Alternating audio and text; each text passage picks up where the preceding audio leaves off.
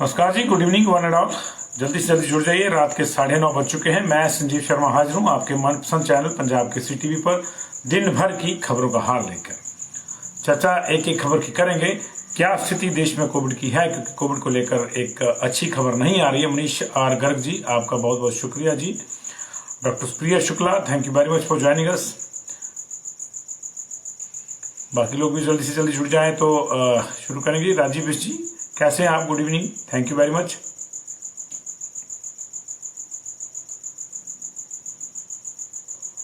आज की खबरों में मुख्य रूप से ओमिक्रॉन छाया रहेगा जी। देश में पहली मौत ओमिक्रॉन से हुई है। डॉक्टर संजय सूद अग्गू जी, आपका स्वागत है। Manish R Garg ji, thank you very much. Baldev Singh ji, Kamal Jaindi, hello sir, how are you? मैं ठीक हूं कमल जी, आप बताइए आप कैसे हैं? कुछ लोग बस और जुड़ जाए तो शुरू करेंगे। आज कोविड की डिटेल देंगे। Doctor Supriya Shukla, thank you very much. Sanjeev ji नमस्कार, मुझे आपकी नमस्कार स्वीकार है जी। Gurmeet ji, Ankit ji, Hemlata Sharma ji, Ajay Sharma ji, Arvind Thakur ji, Ankit Singh HP police, Saurabh Gupta, hello. Sher Singh ji, कैसे हैं आप? Good evening. लकी शर्मा जी, मैं बिल्कुल ठीक हूँ, आप कैसे हैं? Sukhvir Pal ji, thank you very much. Akshay Katoch ji, thank you. Jitendra Jaswal ji, नमस्कार। मनीष धवान जी, नमस्कार। Abhishek ji, thank you very much. Jagdish Ray ji, thank you. Vijaypal Singh Swaru ji, क्या हाल चाल है? Vaishnavi Sanyal, Rajeev Sharma, Ankit Singh, BD Sharma ji, thank you. Balbir Banuri ji, नमस्कार, कैसे हैं आप? थोड़ा कोविड भी बताएं जी। बिल्कुल बिल्कुल, कोविड की डिटेल देंगे जी। सबसे पहले अनिल मलिक जी, अभिषेक राज जी, बहुत बहुत शुक्रिया जी आप सब लोगों के जुड़ाव के लिए। मैं संजीव शर्मा हूं, आप पंजाब केसरी टीवी देख रहे हैं और इस वक्त की तमाम बड़ी खबरें लेकर मैं हाजिर हूं। सबसे बड़ी खबर इस वक्त जो देश की है वो ये है कि देश में ओमिक्रॉन से पहली डेथ रिपोर्ट हुई है। पहली डेथ रिपोर्ट हुई है। ये कहां रिपोर्ट हुई है इसकी चर्चा आपको देंगे। और दिल्ली में कम्युनिटी स्प्रेड शुरू हो गया है, ये हम नहीं वहां की सरकार कह रही है। जाहिर है ऐसी स्थिति में चिंताएं और बढ़ गई हैं, और चिंताएं बढ़ गई हैं तो केंद्र भी चिंतित है और उसने 8 राज्यों को चिट्ठी लिखकर कहा है कि अभी से ऐसे उपाय करें कि ओमिक्रॉन ज्यादा जानलेवा ना हो, यानी मौतें रोकने के उपाय अभी से कहें। उधर हिमाचल प्रदेश में कोवैक्सीन की 2,80,000 डोजेज पहुंच गई हैं और वैक्सीनेशन का शेड्यूल स्कूल में जो लगनी है बच्चों को वो तय हो गया है। टीम इंडिया ने आज साउथ अफ्रीका पर ऐतिहासिक जीत हासिल करी है, उसकी भी चर्चा करेंगे। लेकिन सबसे पहले बात ओमिक्रॉन की। ओमिक्रॉन से देश में पहली डेथ रिपोर्ट हुई है। कोरोना के नए वेरिएंट के कारण गुरुवार को देश में ये पहली मौत महाराष्ट्र के पिंपरी चिंचवाड़ में म्युनिसिपल कॉर्पोरेशन के हॉस्पिटल में दर्ज हुई। 28 दिसंबर से वहां एक व्यक्ति भर्ती था, 52 साल उसकी उम्र है और उसकी हार्ट अटैक से मौत हो गई है। माना जा रहा है कि उसे कोविड-19 की जटिलताओं के कारण हार्ट अटैक आया है।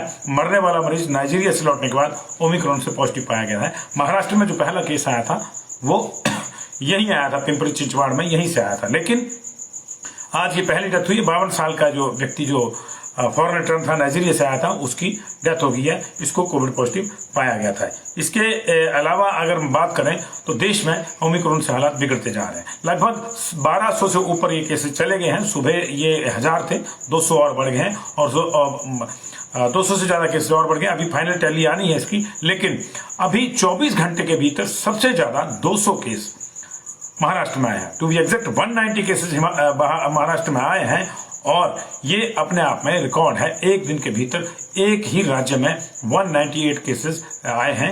ये आए हैं महाराष्ट्र में और वहां अब ओमिक्रॉन के ही केसेस की कुल संख्या बढ़कर 450 हो गई है।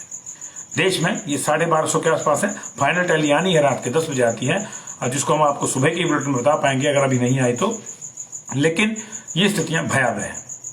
पूरे देश में ओमिक्रॉन के साथ साथ जो कोविड के सामान्य मामले हैं उनका भी बढ़ना जारी है। पिछले एक हफ्ते से लगातार 10,000 प्लस केसेज आ रहे हैं, लेकिन पिछले दिन जो है हमारे पास 13,000 के आसपास केसेज आए हैं, जो 40% ज्यादा बढ़े हैं 24 घंटे के भीतर।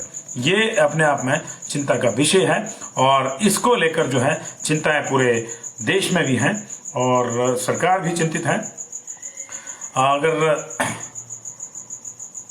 बात करें ऑफिशियल स्टेटमेंट की तो ज्वाइंट सेक्रेटरी जो भारतीय स्वास्थ्य मंत्रालय के ज्वाइंट सेक्रेटरी लव अग्रवाल हैं, उन्होंने बताया कि 33 दिन के बाद ऐसा हुआ है कि देश में जो है 13,000 से ज्यादा केस दर्ज हुए हैं 33 दिन के बाद। पिछले एक हफ्ते से 10,000 से ज्यादा मामले रिपोर्ट हो रहे हैं और 33 दिनों में सबसे ज्यादा मामले हैं। 13,000 से ज्यादा मामले पिछले कल रिकॉर्ड हुए हैं और करीब 90% आबादी को जो है पहली डोज लग गई है। इसके बावजूद ये स्थितियां हैं, तो ये हालात लगातार बिगड़ रहे हैं।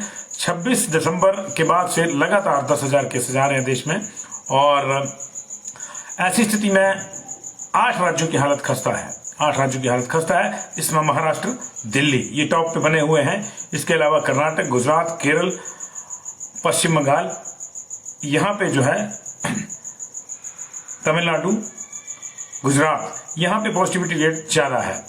देश में 8 जिले ऐसे हैं इस वक्त जहां पॉजिटिविटी रेट 10% से ज्यादा हो गया है और 14 जिले ऐसे हैं जहां पॉजिटिविटी रेट 5 से 10% के बीच में। आप समझ रहे ना, 8 जिले ऐसे जहां 10% से ऊपर का पॉजिटिविटी रेट और 14 जिले ऐसे जहां 5 से 10% का पॉजिटिविटी रेट। पूरे देश की अगर बात करें तो ये अब 1% हो गया पॉजिटिविटी रेट, जो आधे से भी कम चला गया था, वो तेजी से बढ़ा है। और ऐसी स्थिति में जो केंद्र ने कहा है कि राज्यों को, खासतौर से 8 राज्यों को जिनका मैंने जिक्र किया, तमिलनाडु, गुजरात, महाराष्ट्र, दिल्ली और आंध्र प्रदेश, केरल, जहां पे ज्यादा केसेज आ रहे हैं, इनको कहा गया है कि आप जो हैं वो ऐसे प्रबंध अभी से करना शुरू कर दें ताकि ओमिक्रॉन की वजह से ज्यादा डेथ्स ना हो। अभी तक ये माना जा रहा था कि ओमिक्रॉन उतना स्ट्रांग नहीं है, लेकिन आज पहली डेथ होने के बाद निश्चित तौर से इसको लेकर चिंता बढ़ी है, क्योंकि ये 6 से 7 गुना तेजी से फैल रहा है डेल्टा की बजाय। दिल्ली में लगातार बंदिशें जारी हैं और फिलहाल जो सबसे ज्यादा संख्या है वो दोपहर तक दिल्ली में ज्यादा थी, लेकिन अभी महाराष्ट्र में होगी। महाराष्ट्र में 400-450 केसेज हो गए हैं। दिल्ली में जो है 263 केस हैं और बेंगलुरु, अहमदाबाद में भी तेजी से ये मामले बढ़ रहे हैं और कुल मिला के 1273 मामले, ये एग्जैक्ट हमारे पास अभी डाटा आ गया है, ऑनलाइन आ रहा है साथ के साथ, तो ये आ गए हैं। और बुधवार को 180 केस मिले थे ओमिक्रॉन के टोटल और वीरवार को 198 केसेज सिर्फ और सिर्फ अकेले मुंबई में ही मिले हैं जी। अगर हम दिल्ली की बात करें तो दिल्ली में इसका कम्युनिटी ट्रांसमिशन जो है वो शुरू हो गया है। कम्युनिटी इसकी जो है स्प्रेडिंग शुरू हो गई है और ये हम नहीं कह रहे हैं, ये दिल्ली के स्वास्थ्य मंत्री सत्येंद्र जैन कह रहे हैं। उन्होंने कहा कि राजधानी में कुल मिलाकर 923 मामले पॉजिटिव आए थे बीते कल और 115 सैंपल को जीनोम सीक्वेंसिंग के लैब में भेजा गया था, जिसमें से 46% मामले जो है ओमिक्रॉन पॉजिटिव पाए गए हैं। और अब बिना ट्रैवल हिस्ट्री वाले लोग भी दिल्ली में ओमिक्रॉन से पीड़ित पाए जा रहे हैं, जिसका मतलब है कि राजधानी में ओमिक्रॉन का कम्युनिटी ट्रांसमिशन शुरू हो गया है। ये ऑफिशियल स्टेटमेंट है दिल्ली के स्वास्थ्य मंत्री सत्येंद्र जैन की और यही वजह है कि दिल्ली में स्ट्रिक्ट जो रिस्ट्रिक्शंस हैं वो लग रही हैं। 50% का रिस्ट्रिक्शन जो है स्टेज 1 का लागू कर दिया गया है ट्रांसपोर्ट सेक्टर को लेकर। नए साल के दौरान कोई जश्न नहीं होगा, कोई समारोह की इजाजत नहीं होगी। जो शादी ब्याह इत्यादि जो पहले से फिक्स्ड हैं, वहां भी 200 से ऊपर की गैदरिंग जो है वो नहीं हो पाएगी। और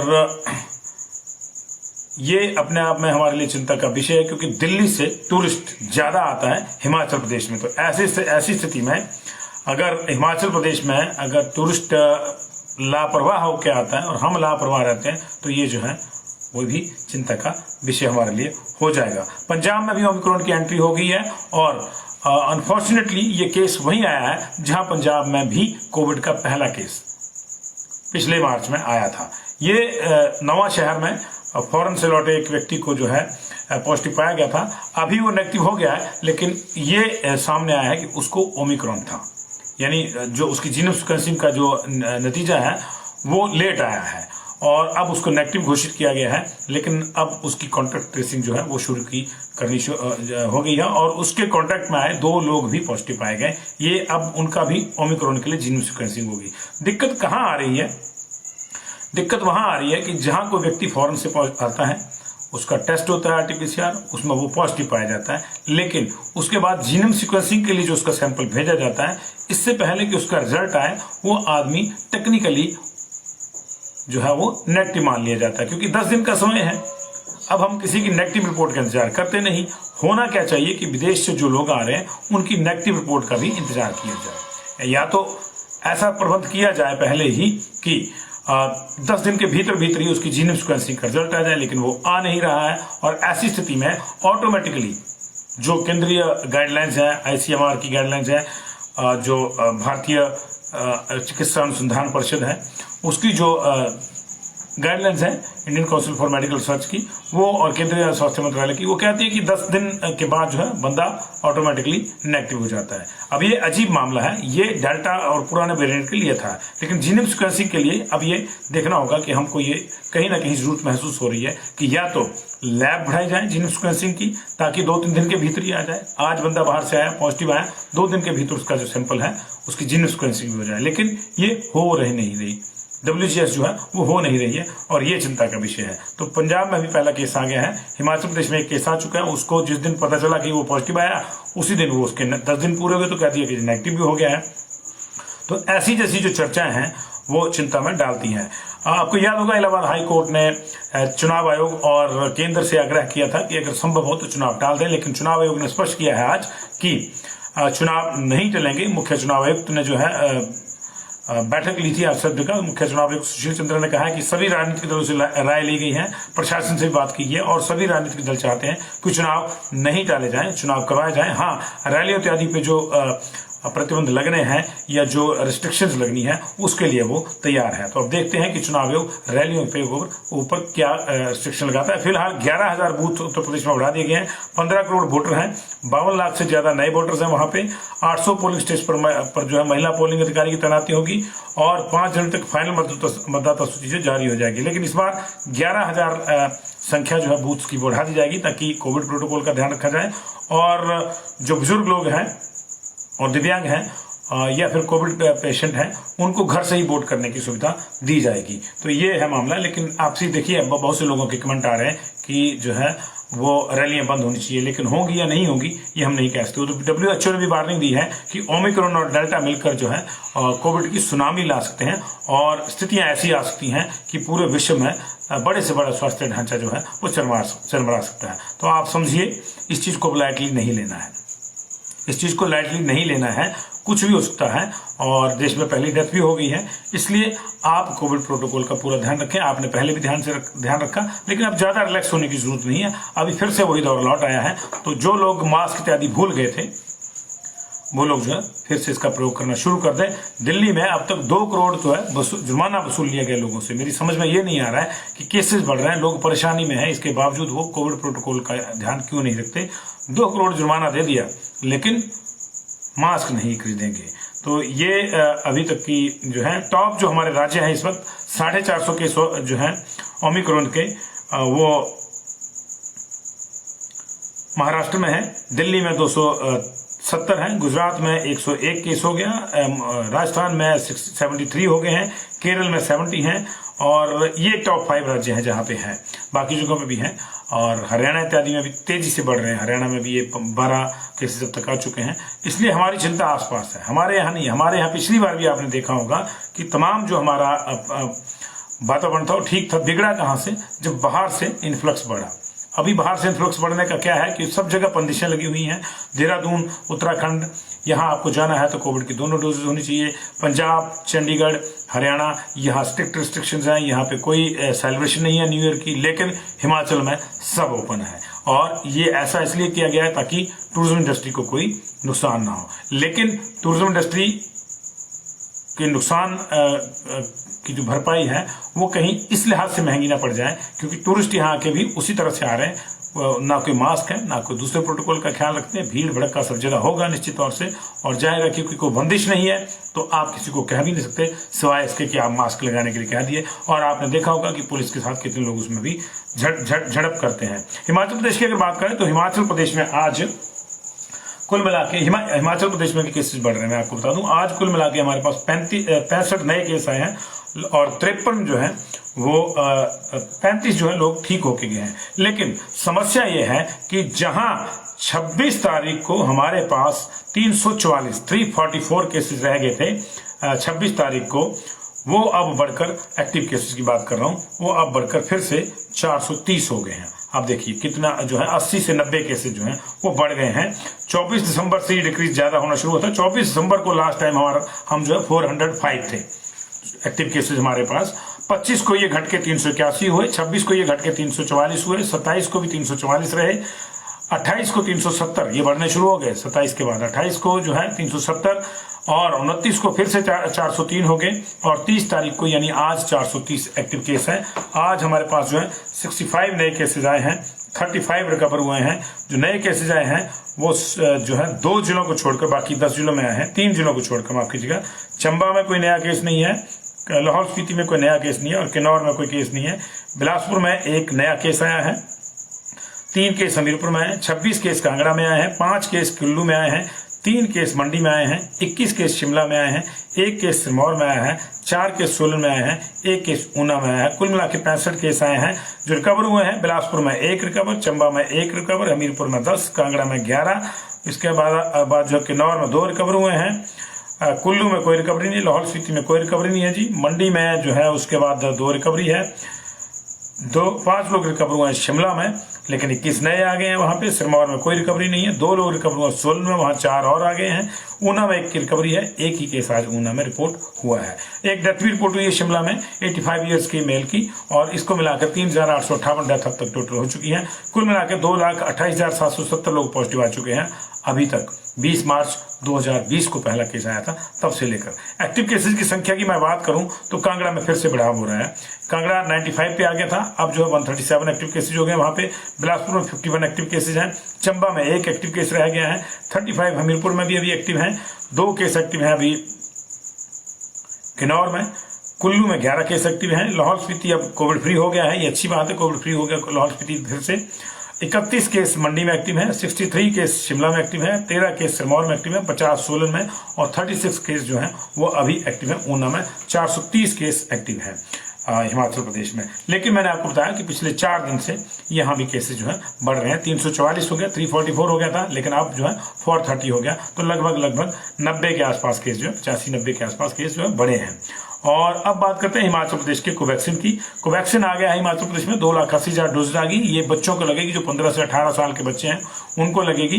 3 तारीख से लेकर 16 तारीख तक जो है पहला राउंड पूरा हो जाएगा, यानी सभी बच्चों को जो 4.5 लाख बच्चे चिन्हित हैं उनको फर्स्ट डोज ऑफ वैक्सीन लग जाएगी। 28 दिन के बाद ये दोबारा लगेगी, कोवैक्सीन लगेगी स्कूलों में बच्चों को। जिन बच्चों को पहले लगी है उनकी शायद 2 डोज पूरी हो चुकी होगी, किसी की अगर नहीं पूरी होगी है तो उसको वही लगेगी जो पहली लगी है, जो 18 से ऊपर वाले हैं। लेकिन ये 15 से 18 के जो बच्चे हैं ये सब के सब कोवैक्सीन वाले ही होंगे जी। तो ये इसको लेकर जो है आज चीफ सेक्रेटरी ने एक बैठक भी करी है और सभी विभागों को आदेश भी दिए गए हैं कि इसको जो है अमली जामा पहनाने के लिए कमर कस ली जाए और अलर्ट भी जारी किया गया सभी सीएमओस को। लेकिन कोई बंदिश जारी नहीं हुई है, अभी कोई बंदिश या कोई रिस्ट्रिक्शंस जारी नहीं हुई है कि बाहर से आने वालों को टेस्ट क्या है क्या नहीं। अभी जो फॉरेन से आ रहे हैं उनके टेस्ट का जो प्रोटोकॉल है उसी को फॉलो किया जा रहा है, बाकियों के लिए कोई नहीं है। और ना ही ऐसा कोई है जैसे हरियाणा में पहली तारीख से अगर आपके पास 2 डोजेज नहीं है वैक्सीन की तो आप बस में सफर नहीं कर सकते। चंडीगढ़ में अगर पहली तारीख के बाद आपके पास 2 डोज नहीं है वैक्सीन की तो आपको 500 रुपये जुर्माना पड़ेगा, जितनी बार पकड़े जाएंगे उतनी बार पड़ेगा। उत्तराखंड में अगर आप डबल वैक्सीनेटेड नहीं है तो आप जा ही नहीं सकते, चाहे आप किसी भी राज्य के हैं। बाकी जगहों पे भी जो इस तरह से टेस्टिंग बढ़ाने को कहा जा रहा है, लेकिन टेस्टिंग जो है वो बढ़ नहीं रही है। राज्यों में 6000 से ऊपर टेस्ट जो है वो नहीं हो रहे हैं। आज के ही टेस्ट की हम बात करें तो हिमाचल प्रदेश में आज कुल मिला के 6152 टेस्ट हुए। पिछले कई दिनों से ये 6000 से ऊपर आंकड़ा नहीं जा रहा है। और सबसे ज्यादा टेस्ट जो है 1035 बिलासपुर में हुए, 335 टेस्ट हुए हैं चंबा में, 434 हमीरपुर में, 1007 कांगड़ा में, 35 टेस्ट हुए हैं किन्नौर में, 256 कुल्लू में, लाहौल स्पीति में 77, मंडी में 340, शिमला में 599, 369 हुए हैं सिरमौर में, सोलन में 784 और 881 टेस्ट जो है आज ऊना में हुए हैं। और ये टेस्ट भी आप जानते हैं कि कैसे हो रहे हैं। जो भी कोई हॉस्पिटल जाता है एहतियात के तौर पर उसका टेस्ट कर लिया जाता है। तो ये चिंताएं जो है इस लिहाज से बढ़ी हुई हैं। और अगर प्रॉपर टेस्टिंग नहीं होती है तो फिर परेशानी हिमाचल प्रदेश में भी हो सकती है। बात मुख्यमंत्री के दिल्ली दौरे की कर लेते हैं। मुख्यमंत्री दिल्ली दौरे में लगातार सब जगह पे कोशिश कर रहे हैं कि बजट मिल जाए, बजट मिल जाए, बजट मिल जाए। तो बजट मांगने के दौरे पर जो है गए हैं वो वित्त मंत्री निर्मला सीतारमण की अध्यक्षता में जो बैठक होनी थी उसमें भी वो गए थे और उन्होंने जो है 600 करोड़ रुपए की अतिरिक्त सहायता जो है अतिरिक्त राशि मांगी है उन्होंने और आधारभूत संरचना के विकास के लिए उन्होंने कहा कि हम 400 करोड़ खर्च रहे, लेकिन हमको 600 करोड़ जो है वो एक्स्ट्रा दिए जाए। इसके अलावा उन्होंने सेब के आयात को भी 100% कर देने की जो है मांग करी है वित्त मंत्री से, क्योंकि अभी 50% है। उनका कहना है कि 100% करेंगे तो इससे जो हमारे किसान हैं, जो सेब वाले हमारे लोग हैं, उनके लिए जो है वो फायदा होगा, क्योंकि उनका जो आर्थिकी है उसको इससे नुकसान हो रहा है। बाहर का सेब आता है और यहाँ लोकल सेब से सस्ता बिकता है और या एतबार बिकता है, और उससे जो है हमारे किसानों को प्रॉब्लम आ रही है। इसके अलावा उन्होंने मंडी के हवाई अड्डे के लिए भी कहा गया है कि इसके लिए भी बजट का प्रावधान किया जाए। 3000 करोड़ रुपए का बनना है, जयराम जी का ड्रीम प्रोजेक्ट है। चर्चा यह भी थी कि 27 तारीख की जो प्रधानमंत्री की रैली है उसमें इसका उद्घाटन होगा, लेकिन हो नहीं पाया। तो ये है, उन्होंने जीएसटी का भी जो है मुआवजा अगले 3 साल तक जारी रखने की बात करी है। अदरवाइज उनका कहना है कि हम एक पहाड़ी प्रदेश है और यहाँ कठिन भौगोलिक परिस्थितियां जो है और शेष भागों के मुकाबले जो है हमारी आर्थिकी ढीली है। तो अगर ये नहीं मिलता है हमारे को जीएसटी का जो मुआवजा है, तो फिर हमारे लोगों की जो हमारी जो प्रदेश की जो हालत है वो खस्ता हो सकती है। हालत आपके सामने पहले भी सही है, और 65,000 करोड़ रुपए का कर्जा जो है हो चुका है। 45,000 पे सरकार आई थी, तो 20,000 के आसपास का इनका भी बढ़ गया है, और अभी 1 साल बचा है, तो देखते हैं उसमें भी ऐसी अनुमान है कि ये 40,000 के आसपास 40,000 करोड़ के आसपास कर्जा जो है 5 साल में जयराम सरकार लेगी। अभी अगले साल में कितना लेती है ये देखना होगा। इसके अलावा उन्होंने केंद्रीय वित्त मंत्री से प्रधानमंत्री ग्राम सड़क योजना के अंतर्गत सड़कों और पुलों के रखरखाव और मरम्मत के लिए भी जो है अनुदान प्रदान का आग्रह किया है। उन्होंने कहा कि बरसात के कारण हमारे जो नुकसान हुआ था 1100 करोड़ रुपए का, उसकी भी जल्दी से जल्दी जो है भरपाई की जाए। तो ये जो है तमाम चीजों को लेकर वहां कोशिश कर रहे हैं कि बजट आए। बजट फरवरी में है केंद्र का, उसके बाद हमारा है, तो देखना है लास्ट बजट होगा ये इस टेन्योर का सरकार का, तो उसमें क्या मिलता है क्या नहीं मिलता है जी। और अब बात करेंगे स्पोर्ट्स की। स्पोर्ट्स में बात करेंगे हम लोग क्रिकेट की। क्रिकेट के लिए कुछ अच्छी खबरें लगातार आ रही हैं पिछले कुछ दिनों से। विजय हजारे ट्रॉफी जीती हिमाचल प्रदेश ने, और आज जो है ऐतिहासिक जीत सेंचुरियन टेस्ट में जो है वो हासिल करी है हमारे रणबांकुरा ने, जो टीम इंडिया है उसने, और न्यूजीलैंड माफ कीजिए साउथ अफ्रीका को जो है सेंचुरियन में हराया है हमारे बॉलर्स के श्रेष्ठ प्रदर्शन की बदौलत जी।